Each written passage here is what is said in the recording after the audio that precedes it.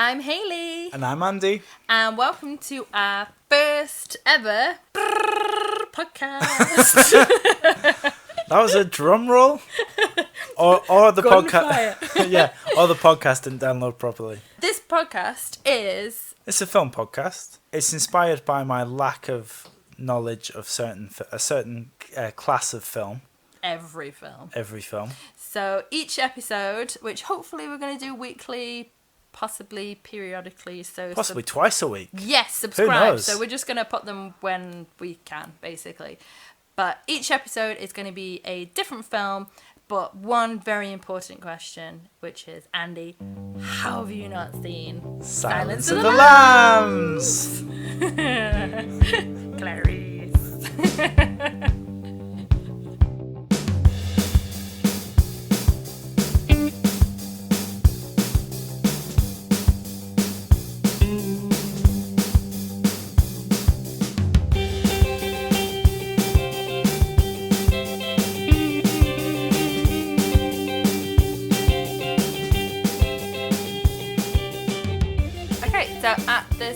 Episode, what I'm going to do is I'm going to ask Andy, what do you think it's about?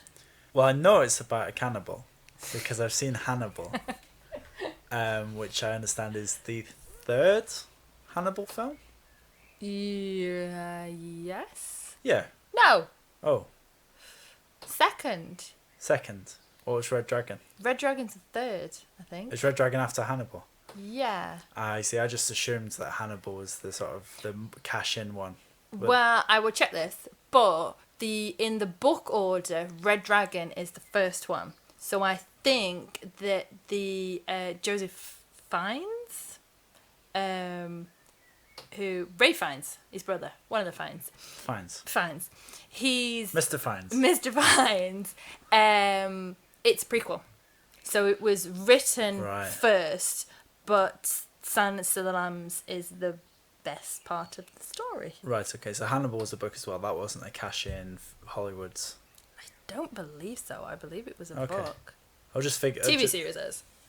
Yes. Right, okay. I just figured because they couldn't be asked to think of a catchy title for it. Yeah. It's always the cash-in. It might not be called Hannibal. Like Jason Bourne. Yeah, if anyone's listening to this, feel free to...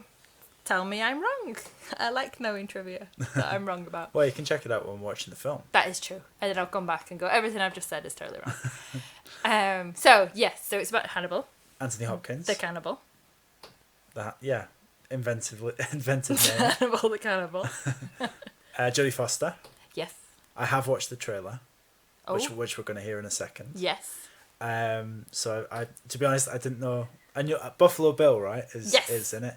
So I've heard of Buffalo Bill. Do I know his deal? So you thought that Hannibal the cannibal is the baddie? Well, you think he is in Hannibal Lecter, in Hannibal, right? Well, I mean, he is a baddie. Yes. Yeah. So I've just taken it as being, he's a cannibal. Surely he's the bad guy. Yeah. It'd be pretty brave for him to be the hero. But Well, from context of the trailer, he's obviously assisting Jodie Foster. So I know a bit more about it than I did maybe 10 minutes ago. But we'll find out. I know this is the point of doing this, isn't it? I know it's a classic film. Yeah. I know it's going to be brilliant. Pop culture. I know roughly, I thought I knew roughly what it was going to be. I'm really looking forward to seeing it. Yes. Shall we go watch it? Let's go get it. I'll go get popcorn. Yay! I'll get Netflix. Yeah, we do have the DVD, but we found it on Netflix. It'll be better quality. You get the Netflix, I'll get the popcorn. Perfect. See you in 2 hours. 2 hours. Bye. You spook easily, Starling? Not yet, sir. He's past the others. The last cell. I'll be watching. You'll do fine. A killer is on the loose.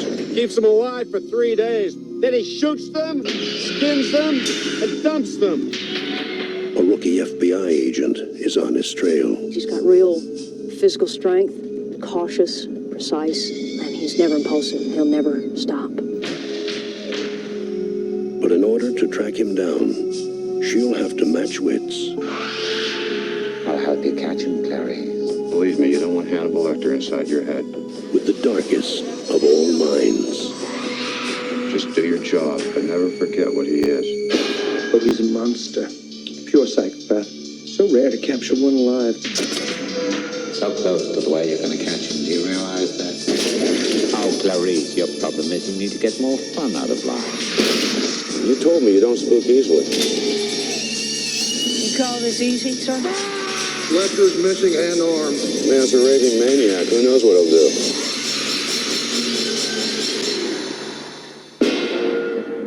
Thank you, Clarice. Thank you. Rubs the lotion on and skin aroused against the holes again. Is that convincing? Yeah, but more sinister than the actual guy, which is disturbing.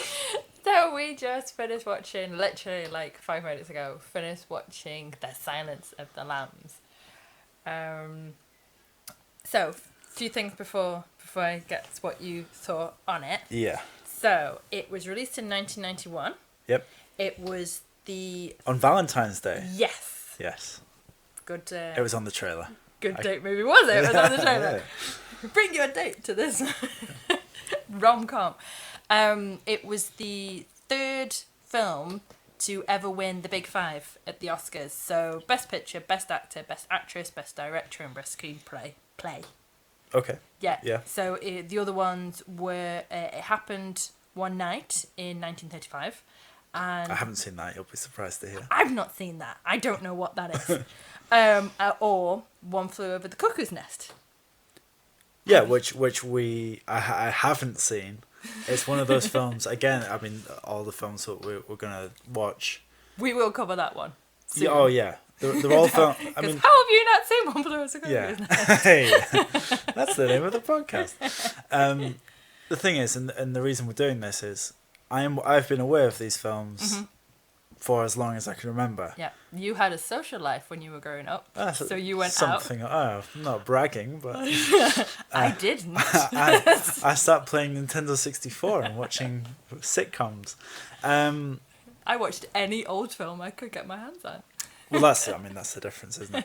But like, One Flew Over the Cuckoo's Nest, Silence of the Lambs, they're films that I've been aware of, and I've not been adverse to seeing. Like I've wanted to see them, but just never got around to it. I think it's the sort of the loads of the films that we'll cover, things that we've talked about and that I've been amazed that you've not seen. They don't show them anymore. Like when I watched all these films, I used to watch them in like the mid 2000s when they were on at 2:00 in the morning on ITV, and it was like, right, I'm gonna tape this and watch it at the weekend because I had no friends, and so that's why I've seen. So I haven't seen these films for a long time. So watching that, I've seen that film so many times. 15 years ago. Yeah. So it was interesting to watch it and also watch it as an adult. Yeah, now that was really interesting. Okay, so also it made back its budget in the first week. Oh, nice. Of release, and it made $272 million. Yeah. Yeah. That's good. It made a lot of money. So, with regards to the sort of the success of it, I was extremely surprised, having not really, I've not really known anything about this. I was extremely surprised to see Jodie Foster top billing over Anthony Hopkins because Hannibal Lecter is the what I assumed to be the focal point. It's Anthony Hopkins, but he wasn't Hopkins then. Right. Well, we're flying through this. So I was thinking before we actually watched this. I'm not 100% sure I've seen that many Anthony Hopkins films. I've seen him in, I mean, this is pretty lame, but I've seen him in Westworld. Yeah. And he's been in the MCU. Mission Impossible 2, the John Woo classic. Okay. I couldn't tell you he was in that. He was like the, yeah. He was like the head guy. Right. He was Ethan Hunt's boss. So obviously he's this sort of legendary actor, but I can't say I've really seen him in anything. What other films are there that... So he wasn't the Anthony Hopkins we know now? Yeah, so he'd done a lot of films. He's theatrical, done a lot surely. of films, yeah, and he was Is he a lot a of theatre big, background? Yeah, big theatre background, and he'd done he was lead. He'd done The Elephant Man. and he of was course, he was right. leading that. And that was Yeah. 1980, so it was like 11 years Yeah. prior to this. And I might be misremembering a bit, but I believe this was his breakout role. Even though Okay. I think he may have been in like 30 films before he'd done this. Yeah. This was the first one that people were Career like, defining. that's Anthony Hopkins. Yeah. Yeah. Which probably actually helped because you didn't have much of a, unlike you with you watching it now, that you've not actually seen many films by him, you didn't have a persona Yeah. instantly for him that it was like Yeah. identified by. Yeah. I thought he was fantastic though. Did you like him? I mean, Yeah. this is He's so creepy, isn't he? He's so good. I mean, it seems quite a stupid thing to say given that you know the awards you just mentioned there, but yeah, all the performances. Yeah. Well, apart from a couple who very dislikable characters. Yeah. They were good though. Or I'm not a fan of. I've got his name here, Frederick Chilton, the guy who we assume eventually died at the end. Yeah. Well, there was an alternative ending. Jumping ahead. Oh. We'll jump around a lot. Oh. The alternative ending was that. So sorry, spoilers. Lots of spoilers. Yeah, you should have seen the film. Come on, how have you not seen this film? That we see him on the phone to Clarice and watching him. Yeah. And what was his name? I've left. Frederick Chilton. Chilton is obviously scared and like he's on the run almost. So he's on the run because He Hannibal knows Lecter's Lecter's after him. right, Yeah, sure. So that's why he said to the guy, "It's like, how's the security here?" And he's Sure. like, "Security's high." But in the alternative ending, it was he was still on the phone. So Hannibal was on the phone to Clarice, but he's got a knife to Chilton's throat and he's tied up, and he says, I think he says, like, "I'm ready when you are," and then puts the phone down, and it's like he's got him. Yeah. But I don't think that tested well. Or No, I something. think So they were I prefer the actual the ending. chase of him rather than It's more sinister. Yeah. It's more sinister knowing that he's. he what, could watch him for 6 months. Yeah, exactly. He's And 10 yards behind him. Yeah. You don't. You know he's going to get him. Yeah. But He knows he's going to get him yeah. as well. All the characters know that they're going to get him, but it's just when he gets Yeah. him. Yeah. Much more. no, the Jodie Foster, absolutely fantastic. Because have you seen a Jodie Foster film? Yeah, of course. We watched Panic Room recently, but no, yeah, obviously Taxi Driver. There are others. Candle Shoe, the Disney classic, which came out the same year as Taxi Driver, but Oh, it's a wow. Disney film. Nice. Yes. Well, obviously, Jodie Foster's fantastic, and yeah, she was really good in this. Yeah.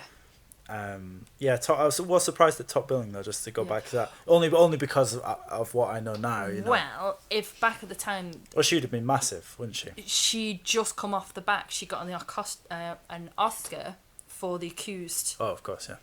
3 years prior, I think Right. it was.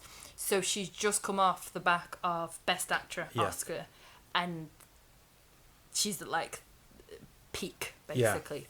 Peak. And Foster. I suppose, I mean, going into it thinking that Hannibal Lecter was going to be the main character. That was really Obviously, Jodie Foster, her character, whose name escapes me already. Clarice Starling. Of course, Clarice, yeah.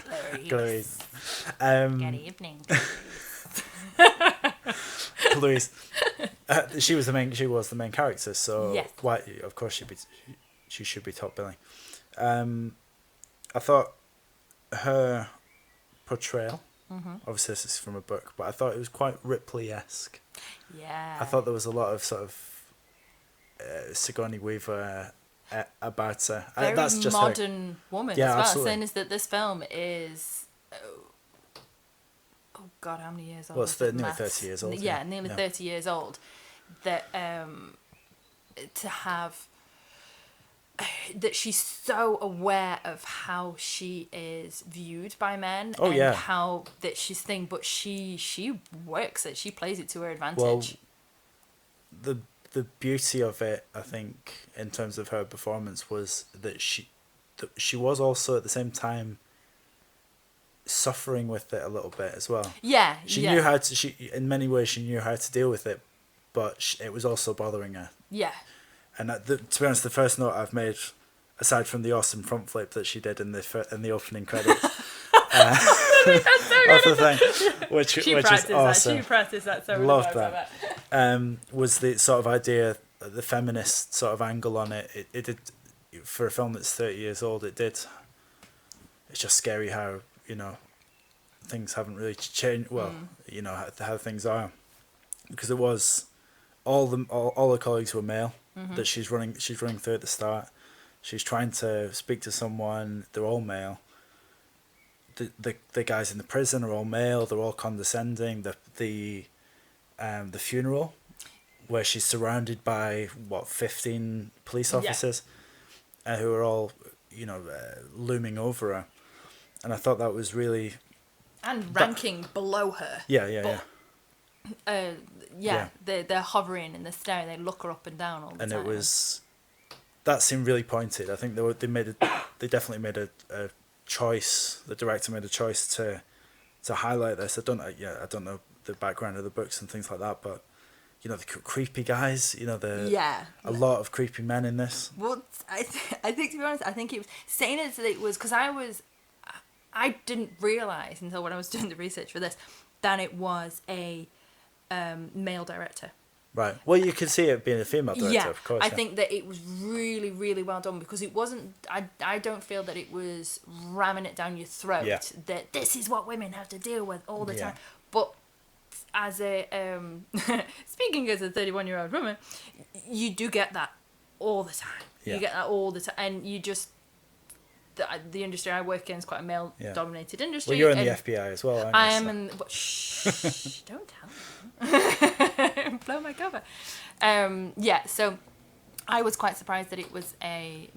But did you notice how it was at the cameras, how it was filmed? The close cameras were excellent. I did enjoy that. Again, that's the note I've made after this, was the initial exchange between Hannibal and Clarice, when I think the camera was a bit further back on her, but then obviously to show the intimidation was right. He was staring down the barrel of the camera, and that was fantastic. That was really, really good. I didn't.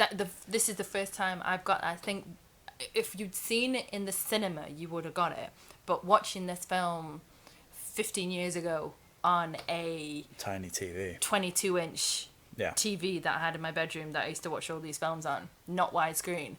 You didn't get the closeness watching it on a 50-inch screen. It's like they are filling the screen with their faces, and the POV. Yeah. So every the cameras, whenever she was talking to someone, they were looking down the barrel. They were talking to you. So that's why I bet you will have felt or putting words in your mouth. Did you feel like empathy for it, and that like you were being judged and things? Oh yeah, I mean I don't think they did it all the time, which made it even better. Like there were exchanges that her and Hannibal had that weren't close. No, they weren't close. A lot of the ones they were looking down the camera, and the not just Hannibal, or everyone was looking down the barrel of it, but she wasn't. So she was looking slightly off to the side. Yeah. Or they'd set it up that they were talking down the barrel, and then they'd show a wide shot, because it's a film. You can't film everything in Sinead O'Connor close up for the whole thing. You've got to go wider somewhere. No, I loved the cinematography of it. I thought when it needed to be intimate and intimidating, it really chose its moments quite well. And the score as well was fantastic. Yeah. I've never really, well, I guess you a lot of films you do just go along with it and you don't really pay attention to the music, but well, I don't. But this, right from the start, the music was really, really sort of dragging you along, and the silence obviously was used really well as well. Yeah, I thought that was when he's in the prison, the second prison. Yes. And he's listening to the classical music, and it's so mellow and peaceful, and then literally when he cuffs the guy, it goes dramatic, and it's you can see it's almost like an animal pouncing, like he's doing the slow chase, and then he's on it straight away. Yeah really good. So the idea that Hannibal was in prison for the majority of the film, and he wasn't actually that big a character in it. No, really. no. He was a plot device. Wow. Really. Wow. So he won Best Actor. I'm surprised by that. Really? Not that he wasn't great, but just that he wasn't. The amount of screen time he got, there were large chunks of the film where you could forget he was even in it. So he actually was only in it for about 20 minutes. Yeah, that sounds screen right. time. He's yeah. the I think he's like the second fewest least amount of screen time for a leading actor to win an Oscar. Yeah. I can't remember who the other one was. I think possibly not the least of an actor or an actress, because Judi Dench was in Shakespeare in Love for like 12 minutes and she won. I'm gonna try and be smart. Yeah. And it might fall flat. So, Anne Hathaway, did she win an Oscar for Les Mis? She did. She wasn't in it for that long. No. So that must be up there as well. I think she was probably in it for more because she's. I guess the first Les act, Mis she's is a long ass film. Yeah, fair enough. In the first act, it's very much her, isn't it? I guess. Yeah, fair enough. And she died. Sorry, spoilers for that. Like, sorry. She dies as well, so she's gone. Whereas he is present for the whole film, but is only in it for small amounts. Yeah, I thought that was really interesting, and that's kind of completely changed my perception of Hannibal Lecter as a character because, I guess that's one of the things I was quite worried about was it being almost cartoonish. Yeah. Well, I ate his liver with some fava beans. And it's like everyone's done that, and everyone's and the mask, and I was worried that it would be a regular cannibal, a regular guy who inexplicably has like escapes, or it's just a normal guy, and when villains have sort of. Yeah, so you were expecting Clarice to be chasing down him, and it was going to be Anthony Hopkins just killing people and eating them all the way through. Yeah. Hannibal. Well, that's what's informed my opinion. Yeah. So obviously I knew about and that's probably not helped either. But that's what I've heard about Buffalo Bill. I didn't know what real relevance that he had to it, and God, he was not what I expected. When you hear Buffalo Bill, I mean, I'm thinking hillbilly. I'm thinking Tick. Is he not hillbilly? Did you not think it was hillbilly? Oh, you were thinking like Hills Have Eyes hillbilly. Yeah. Well. Not dressmaker. Not dressmaker. I mean, hillbilly dressmaker is definitely a subsection, but no, I was thinking, like one of your stereotypical hillbilly in a horror film. Yeah. Well, maybe not as bumbling as that, but yeah. So someone like that. That's quite close to my normal laugh. Like, oh dear. With rusty chainsaw and stuff like that. Yeah, okay, yeah. I wasn't expecting the motive. Well, I guess because with Hannibal being a psychologist, I guess. Mm-hmm. Yeah, it makes sense that someone he's had dealings with before has psychological problems. Mm-hmm. So it's not necessarily. Well, he didn't have dealings with him. He had dealings with his partner. Oh, I got lost. When he was doing all the anagrams and stuff, I got lost. She knew. Clarice knew what she was doing. I know. Oh my God! Yeah, my dyslexia was like, would not have had fun with that. This doesn't mean this word. No, I think he had dealings with his boyfriend or partner or something, and Jim Gum, Buffalo Bill, right, killed the guy that was seeing Hannibal. Trace that link back. And was the guy who was seeing Hannibal, was he the guy that the FBI went to at the same time? In the jar. No, in the jar. Of course he was. Yeah. No, so yeah. Yeah, so he was in the jar. That was Jim Gum's house, but he wasn't living there anymore. That was his address, so they got the right guy. Oh, had they? I wasn't sure when they showed the picture when he's in the plane. I really wasn't sure that was the right person. I think that he'd killed, and the woman in the bath Was at the- the end was the woman- was was the the old woman that woman. owned the Yeah, house. yeah. So I'd assume that he's killed her and taken over the house. He's definitely not taken over housework duties. No. He's left that to her. Right, so some other things. This is how old school. This is how different me and Andy are. Is that I have pieces of paper because I like to write things down, and he's all technical and got his iPad. Oh, okay. So, Buffalo Bill Yeah. was actually based on. Oh, don't tell me. What? Because I've written something, just one aspect of the character. Okay. Well, maybe two, in that he kills people. Yeah. Ted Bundy, right? Surely, Yes, because the woman helps him with the sofa, get into the van. Very Bundy-esque. Yes, With the cast. With the cat. Ah, The nice. cast, Yeah, they yeah. literally Feigning they injury. lifted that from it. So the author of the original books, Thomas Harris, he actually attended some of Bundy's murder trials. Wow. So that's he'd cool. gone to him, and he sent Bundy a copy of The Red Dragon, which is the first outing that he wrote Yeah. of Hannibal Lecter. He sent a copy of that to Ted Bundy, and it's like, That's cool. "This is you." Yeah, That's cool. but he's based on two other people as well. So there's 3 serial killers that he's based on. The Buffalo Bill was based on. Yes, Yeah. yeah. Cool. So there's Ted Bundy, Yeah. who cast on an arm, Uh, generally mutilating victims. yeah. all that lovely stuff. General horrible bastard. Nice guy. Go watch.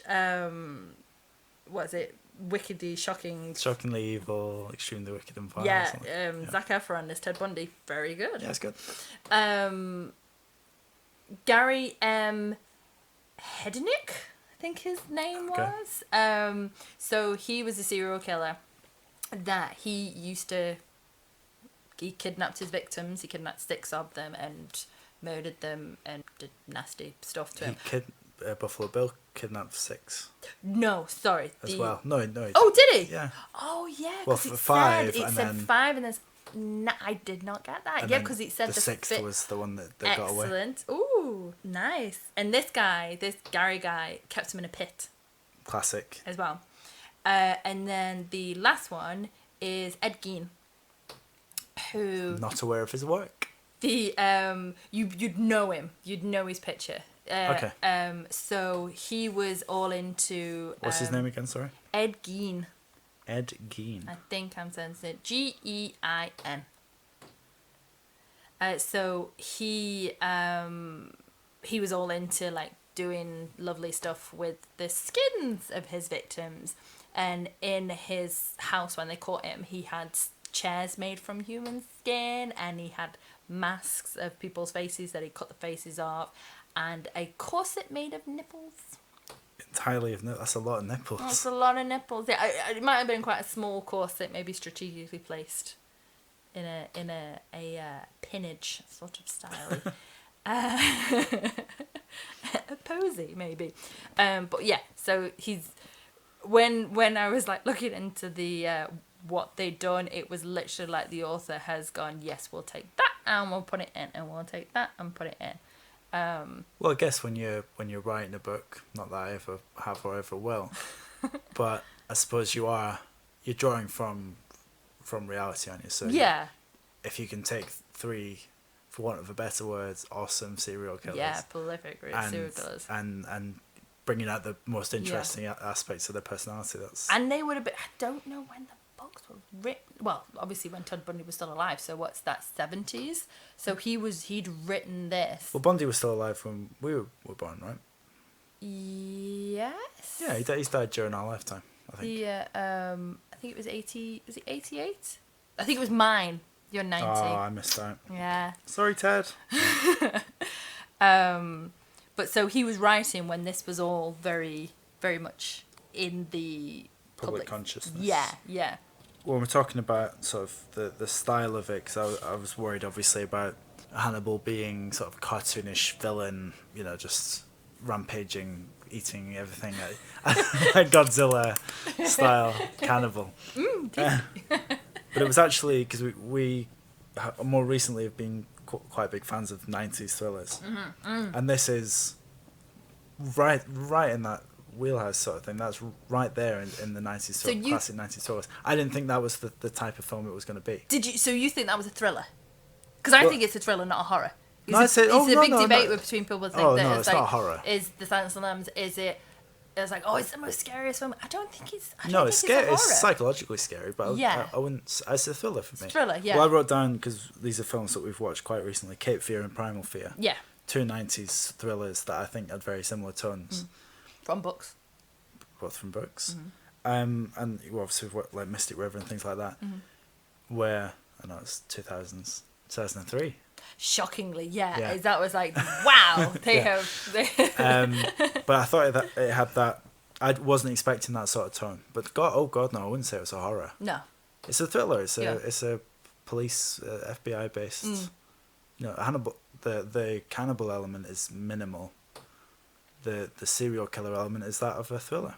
I think the sequels have gone more down the trying to be a horror. Well, that's why I've probably not seen it because I've seen Hannibal and I remember seeing him eat a brain in a container or whatever. Ray Lolita straight out of the a la carte, straight out of the skull. Oh right. When he sat around the table and he like lobotomizes Ray Lolita, yeah, good scene. But at the same time, quite cartoonish, quite sort of massively cartoonish. Yeah, so, getting a skull saw and cutting his brain open and feeding into him and like and it's too over the top. Yeah, I think. Whereas this was aside from the escape for Hannibal, which I thought again was a bit OTT. Well, okay. I wanted to talk about this. Oh, great. Yeah, so. That's interesting. So you think that was too over the top? Not the killing of the guards. No. Fine with that. The pageantry, the stringing up, and the ribbons and stuff. Do you not think he did that for that reason? So they didn't look around to take the focus off. Yeah. Yep. Stand corrected. Perfect. So yeah, because I think that like he knows exactly what he was doing. He's done that. So they're looking at the crucified, gutted guy up and not looking at, there's a mask on his face, which is clearly Anthony Hopkins wearing a mask. I must admit, it's like, because I obviously I didn't know that was coming. When I saw the guy on the floor, I did, because I think the hair was Anthony Hopkins' hair, so a part of me thought, that's Anthony Hopkins. Why is the cop been helpful? Why is the cop not recognised that that's just Anthony Hopkins? Because they couldn't really see the face from that angle.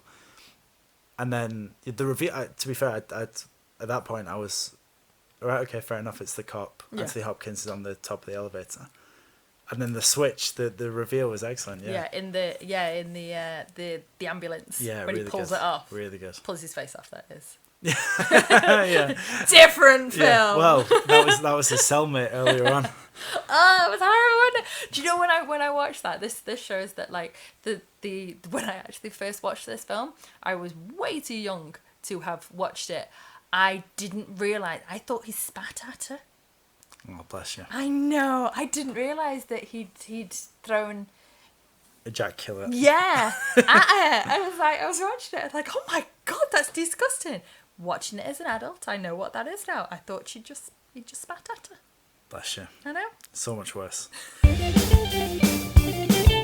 Hi everyone, just taking a break from the podcast just to tell you about something else that I do. As you can probably tell from the podcast, I love movies. Big film geek, big film fan. But I also love making things and miniature things.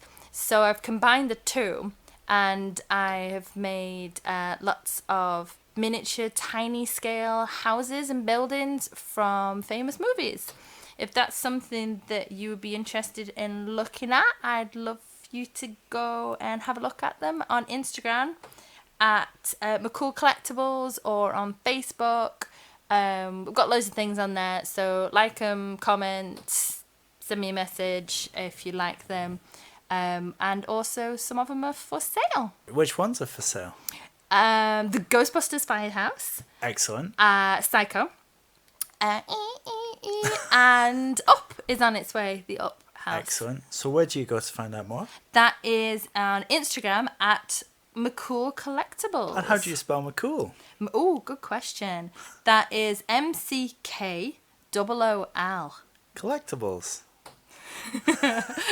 Go and check them out. Follow us. We love seeing new people. Back to the podcast. Bye. The story itself was excellent. I thought the pacing of it was really good.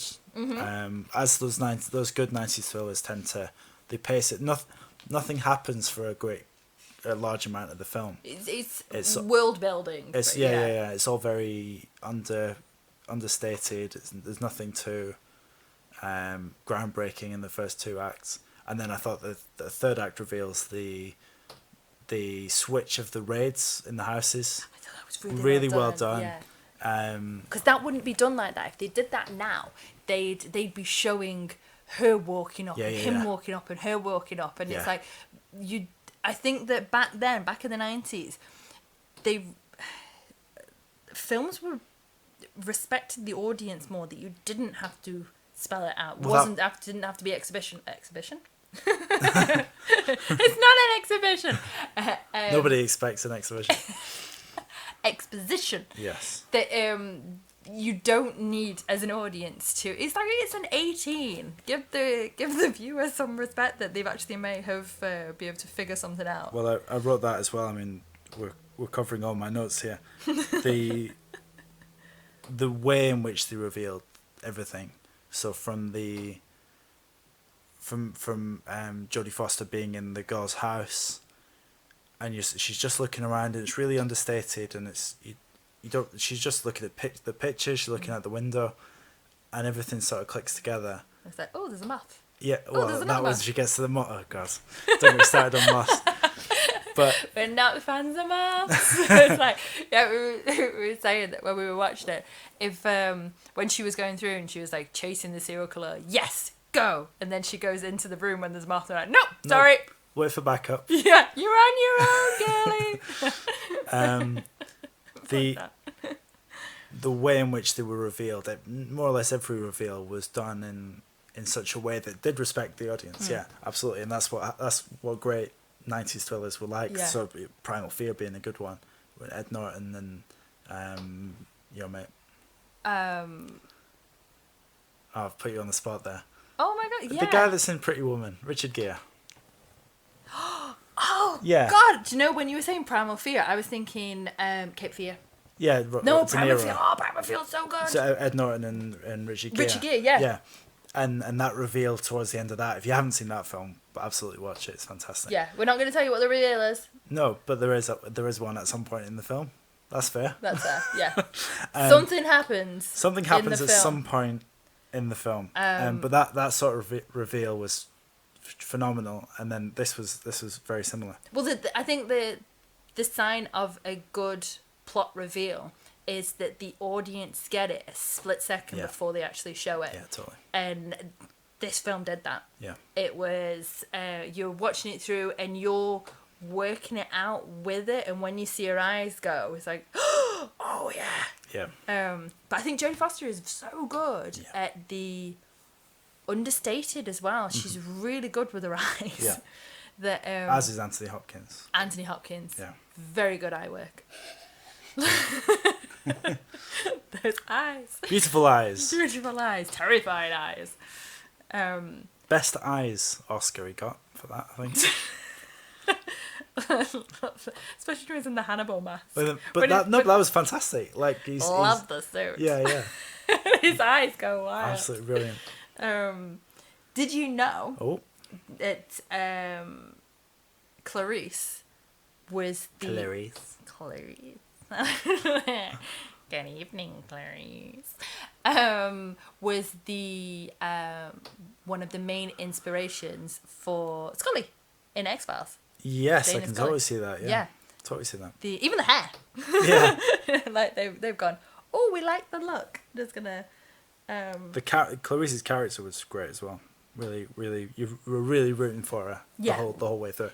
Even when she was like, so when she gets jizzed on at the start, and she's running and she's crying at a car, that doesn't it feel like it's like a weakness to the character? It's actually release. like it's a release, and it's a strength of the character that she can cry, she can show emotion. Yeah. She's not trying to hide it all the time. Oh, definitely. I mean, you saw in the autopsy scene that the seeing the body really affected her. Yeah.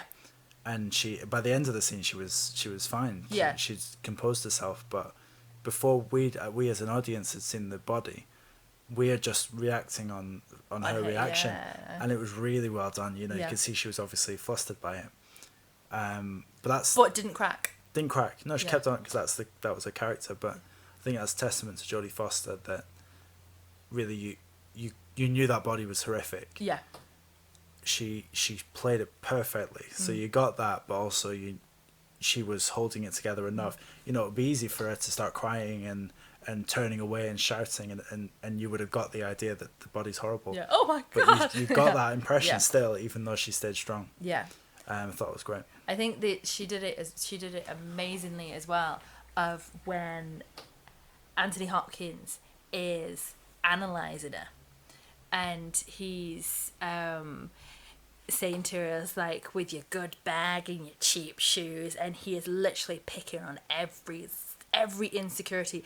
I don't think he's getting it right as when he's saying that she grew up in the poor town and she's only one generation removed from white trash. I don't think she actually was. No. I think when they did. Well, he said. Go on, sorry. I was going to say it was so clever when it was him analysing it, and then it instantly went to the policeman. Yeah. To her when she was a kid. So it's like you've seen him.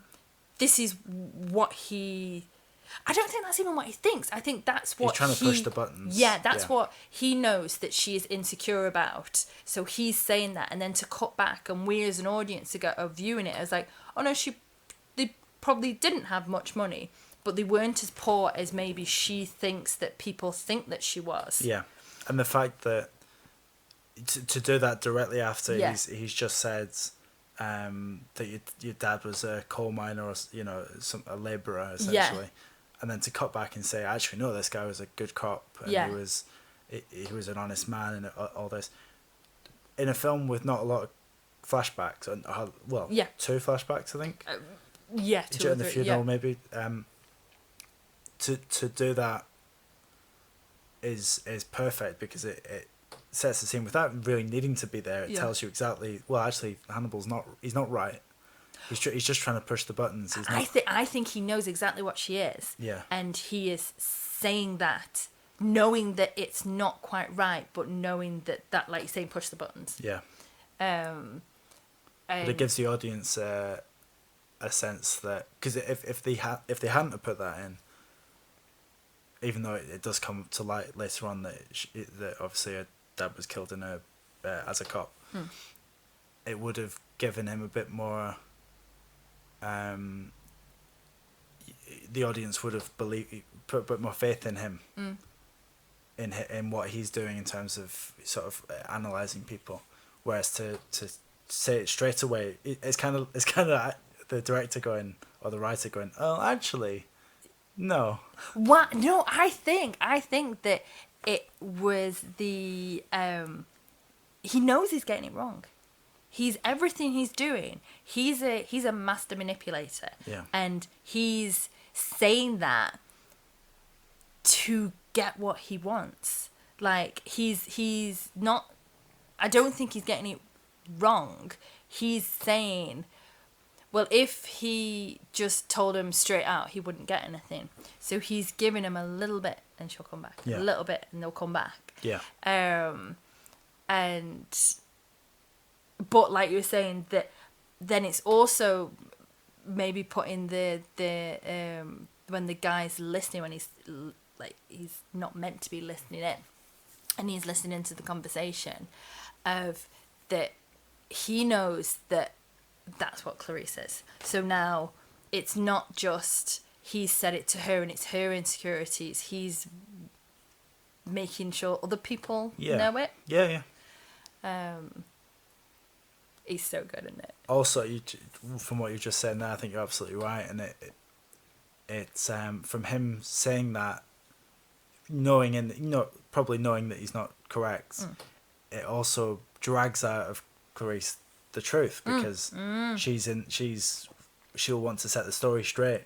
That's true. That's really true. So by saying it's right, it's the same as anyone. If you say a lie about someone, they'll want to correct it. Yeah. So in that way, it's manipulated her into giving him more information. Yeah, you're trash. No, I'm not trash. This is actually the truth. This is what the truth is. And also, because she did it with the uncle. Yeah. It's like, did he abuse you and that? And she's like, no, he was a good man. Yeah. And bit more information. Yeah. Very clever. He's a clever guy. Just while you're trying to find something, I want to give you a bit of trivia. Nice. That I realised during the film. Oh. This is just from my memory. As you know, I've been watching 30 Rock quite a lot. And Jack Donaghy in 30 Rock does a version of the Hannibal monologue where it ends with getting all the way to the FBI in that bit.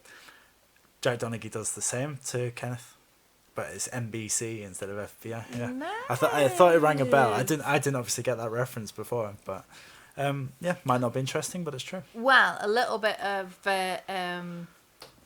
6 Degrees of Separation. Okay. So one of the Baldwins was going to play someone in this film. Not quite that close. Tina Fey was going to play Clarice. But on a castings, so I'm thinking Love now. it, yes. Okay, so castings. Who do you think was the initial lead? Female lead. Female lead. Yeah, so Jodie Foster. Because Jodie Foster had to fight to get this. Oh, wow. She really wanted it. She tried to buy the rights for the book and everything. And really? Yeah, and the director got in there before it. Good for her. Yeah. I don't know enough about early 90s actresses to even guess. I think this person, so this actor, she was the director's first choice because she'd just done a film with him called You Can See My Nose. You Can See My Nose. Luckily for you, dear, I can't read your handwriting. Tiny scribbles handwriting. So she was the director's first choice because she'd just done Married to the Mob. Jennifer Lopez. No. I don't think she'd be... Or is no, she'd be too young. Yeah, she'd be like 10, but no, she wouldn't actually probably be about the right age, to be honest. But just not a good actress. No. Out of Sight. She was good on Out of Sight with George Clooney. Have you seen that? How have I not seen Out of Sight starring Jennifer Lopez? It's good. So she was this actress was in Married to the Mob. And in Married to the Mob, she was opposite Alec Baldwin. Hey. There we go. So that's the 30 Rock throwback. Nice. Michelle Pfeiffer. Okay. I don't think that it would have been a different film. I think she would have come across a bit more frantic. Yeah, a bit more crazy. Yeah. I think like Catwoman-esque. Or, What Lies Beneath. Yeah. Style, sort of desperation. Yeah. It would have been quite interesting, I think, to see her to do the control, but I don't think she would have had the strength as that Jodie Foster has. But yeah, so the director, Jonathan Demme, I think is how you pronounce his name. Sure, go for it. He really wanted her. She didn't want to do it. She said it was too dark. She said the subject matter was too dark and she didn't want to be involved in it, basically. Yeah. And then Jodie Foster lobbied for the part, talked him down a corridor, literally followed him down a corridor and was like, I always am so good for this part because of X, Y, and Z. And he really, he loved her drive to get the Well, part. that's the and character, it's actually right? the character, Yeah. exactly, yeah. So it would have been a very different film. I think they got it right in casting Jodie Foster. And so did the Academy. So Hannibal Lecter, Yeah. who do you think was, I think, excuse me, I think this would have been actually, I think this could have been a good film. Okay. I mean, I don't even know where to start. So think older actor, good voice. Christopher Walken. Imagine Christopher Walken. That would have been a very different film. Okay, I'm going to put you in misery because you're not going to get it. Sean Connery. Sean Connery. I ate his liver Clarice. or some fava beans and a nice Can't scotch. Nice scotch. Scotch. Sean Connery.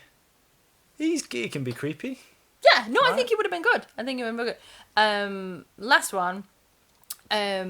This guy wanted to write the theme tune, sing the theme tune. He wanted to start and direct it. Right. But he didn't do it because he'd just done a really dark role that was called Mississippi Burning. That is Gene Hackman. Gene Hackman. Gene Hackman. Gene Hackman is one of those actors I could not. If he was in a room with 10 other people, I can pick him out. I could pick him out, but actually, I'm I actually. realised I brought him up, and it's Gene Hackman. I can't think of film that he's done. I'm aware of the name. Yeah, he's big. He's kind of a big deal. He's kind of a big deal. He's kind of a big deal. Okay, so last few points. So the timeline of it, which completely blew my little mind to get this around. Of the 3 films. Hannibal Yeah. films. So what, 4? Okay. Technically, there's Interesting. 4. So in I think it was 87 or something like that. They made a film called Manhunter. Okay. Which is based on, it's Hannibal Lecter in it, but spelt different. It's spelt like the books. It's Lector, where it's Lecter in this. But that isn't. It's not connected. No, it's not a book as It's such. X-Men It's to Iron Man. more Logan, to be honest. So it's the Okay. character, but not in the world. So they've lifted Logan the was in the character. what? Patrick Stewart was there. Yeah, but there aren't other X-Men there. And I'm sure there is a comic book on it. So, yeah, so Silence of the Lambs is technically a prequel as well. Because Yes. Manhunter had been out before. Not starring Anthony Hopkins. No, he's not in it, no. But so it's Silence of the Lambs in 91. Yeah. Hannibal in 2001. Okay.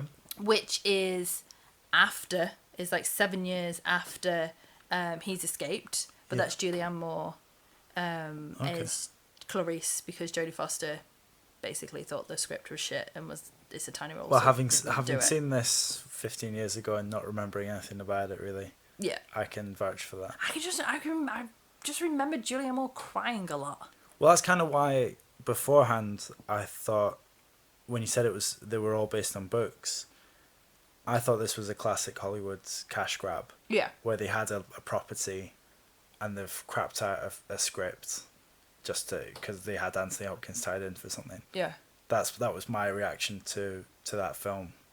It wasn't in the way that Silence of the Lambs is a well structured, well written, novel like film. yeah. Standalone film. Yeah, as well. Well, standalone film. it was a standalone film for 10 years. And the fact that it's 10, that it was obviously wasn't intended to be a trilogy. The fact that it did seem to me to be just a way of making money rather than to tell any worthwhile story. That is Hannibal, basically. It flopped, it panned. But then, surprisingly, a year later, they did Red Dragon, which Yeah. Red Dragon is the first book that was written, but it's the third film made, which is, so Anthony Hopkins is in it again, but it's before, it's not before he got arrested, sorry. Edward Norton is basically the Jodie Foster character in it. Yeah. And he's, Hannibal has been caught, but then Edward Norton's character needs his help to catch another one. It's very similar. It sounds quite similar. It's very similar. It's the Tooth Fairy killer, which is actually quite a good. It's a good killer, a good serial killer in it. It's Ralph Fiennes. As I said. You did say that before. Yeah, I got one of the. I knew it was one of the brothers, but that. yeah, it's Ralph Fiennes. This is going to alienate anyone of a certain age, and not from UK. But do you remember that Matthew Kelly series? Yeah. Where he was even maybe a child molester, or he was a sick, he was a criminal, and a very, very similar thing where they recruited him to try and help, try and catch people. Forget what it's called. I don't even know why I bring it up, but that's a very similar sort of situation. One for anyone outside of the UK, or that little thing, Catch Me If You Can. They recruit Leonardo DiCaprio at the end of that to work. Of course, that's why he's on the plane talking to Tom Hanks. They recruit him to help catch fraudsters. Yeah. Interesting. Yeah, good. Matthew Kelly or DiCaprio. Great film, by the way. One of my favorite films. Yeah. But I think I do like that film. I think you like that film more than me. I love that film. It's a good one. It's very, very long. A couple of little things just before we wrap up that I thought was just quite funny. When Clarice is at the first dead girl's house and she's looking through a bedroom and she looks at the jewelry box. Yeah, she leaves the pictures out. She leaves the pictures and it's like her dad's going to find these naughty pictures. She leaves the pictures out. I thought that. She just said, yeah, I'm sure this won't scar him for life. Yeah, here's your precious daughter in her underwear. Put them back, Jodie. Come on. Yeah, I thought that was brilliant. And also a little blooper that they kept in when Clarice first pulls a gun on Jim Gum, and he runs off. Yeah. And then she boots the door open and it sort of kicks back on her. And it like bounces back when she's just about to go downstairs. Okay. It wasn't meant to do that. She just kicked it too hard. Nice. And it bounced back.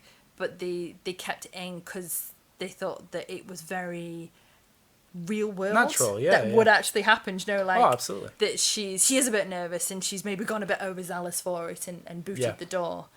I love that chase scene at the end. That's so really good. Clever, yeah. Oh, it's so creepy. Yeah. It's... to have him almost touching her. I thought on that, so that kind of it goes full circle as well. So from the very start, she's doing an assault course and she's jumping over things, and then it bookends it with at the end she's essentially doing an assault course. All her training has come to the end, but the training that she's actually been doing just in the real world having men's eyes on her all the time, and she's got his eyes on her. Nice. And she knows that he's watching her, but she doesn't know where it is. There are a lot of references to sort of perversion, to the male gaze. Yeah. You know, in direct dialogue to Jodie Foster. Yeah. But yeah, that's a great point. Yeah. Well, they've used it. All they see her as is this 29 when she did it. This 29-year-old pretty little woman. She's very pretty though. She's very pretty. She's beautiful in it. She is beautiful in it. She's this pretty little woman that's the only thing that she could be used for. Yeah. But she does bite back. Like when she first goes to see Hannibal, and she's like, I graduated from wherever, and it's not a charm school. Yeah. It was like, oh yes. Yes. Snap. Well, you obviously had seen it before. Mm-hmm. Was it as good as you remember? Yeah, it was different. It was different. I think that watching it now, it was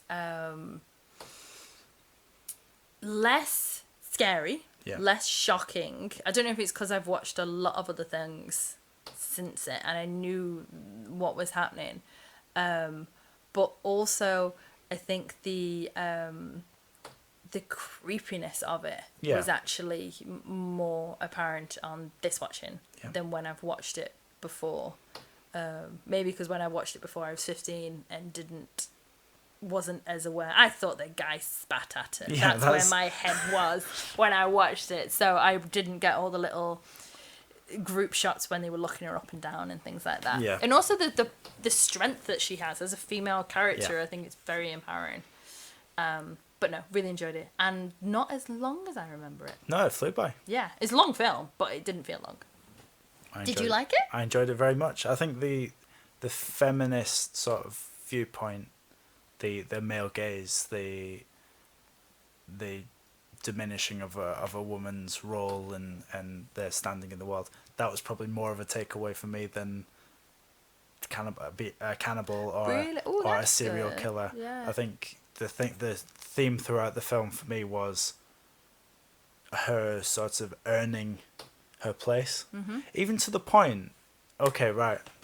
I was thinking we'd wrap it up here, but I want to speak to you about this because one of the notes I made was that the FBI guy, the guy that was helping her, that put her on the case, was very untrustworthy to me. Yeah. I don't know whether it's just the actor. Lecce. Yeah. Yeah. So at the end when they shake hands, that to me was her saying, "This is professional. I'm done. I am done. Thank you." Shake Yeah. hands, like a man and a man would do in that situation. The look between them was very much there could be more, like he could want favors for this. I don't know if I'm reading into that. No, I think that's I think that that is massively hinted. Even Hannibal mentions it. Yeah. If you ever like, does he want to fuck you, basically? Yeah. Well, no, he says that. It's not basically, he says it. And I think that as a because she's probably worried about that as well. Like, he's playing on her insecurities. She's fully aware of that men find her attractive. She's told it all the way through. Not in any sort of big-headed way, but she's hit on all the time, all the way through it. And she is probably worried that, is this man only helping me because he wants something more? Do you think he was? Yeah. Yeah. But I'm cynical. Well, the whole way through the film, I thought, I don't trust that guy. Yeah, you're waiting for him to hit her on it. But I guess that I hadn't even thought that with the handshake at the end, and then he walks away. Yeah. And that is maybe him also acknowledging that no, she's more than just someone I'm gonna hit on. I'm gonna back away now and go take your phone call. Yeah. Yeah. Anyway, I just thought that was interesting. So that was the main thing that I got from it. Was the whole that whatever you would want to call that, you know, the male gaze, the female perspective, I guess, on what she went through. I wonder if you'd seen it before. Oh no, the no. whole Me Too movement and things. No, probably not. No, if I'd have seen that when I was a teenager, I would have thought, oh, that's a cool. That guy just ate that guy's nose. Yeah. Yeah. And that, you know, and Jodie Foster got the bad guy. Yeah. And that's all that happened. But now you see it, and you do see it in a different light, I think. It's good. It's good. It's good. I mean, it's good for the time it was made as well. To make a film that was of a strong female character that hinted so heavily at the problems she would face. Without ramming it down your throat, like you said before. Unlike the moth was. Unlike the moth. That was a gummy moth. There was a mothman that controlled all the moths, and he made a little gummy moth. So if she swallowed it accidentally, the nice. The Godiva woman pulled out the river woman. She wouldn't die because it was a moth. On that note, I can't think of a better way to end. Than some random trivia. Yeah, a gummy moth. Oh, thank you very much for listening. Thank you. Yeah, thank you very much. I really enjoyed doing this. I'm gonna have we come up with what our next film's gonna be? Ooh, let's talk about it now. Let me get the list up. Okay, yeah. So we've got a message group that I just keep sending Andy of like, have you seen this? And you go, no. Hey, guess what? So I think that's inspired me to want to watch more of that type of film, to be honest. Really? Okay. Ooh, quite a lot on this list. This is a long Yeah, massively list. losing respect for I think you I'd quite like there. to do that one next. Oh, oh, yes! I- Oh, yay! Okay, so next time...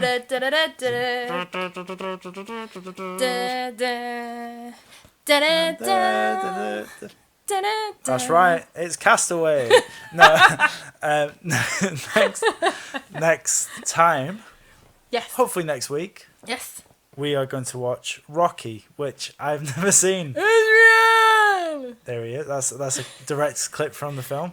I'm gonna be everyone. Adrian! I played the Rocky game on my Nintendo GameCube. Which Rocky was it? Though? Be Rocky 3, wouldn't it? You had no. It was Rock. It was after the films anyway.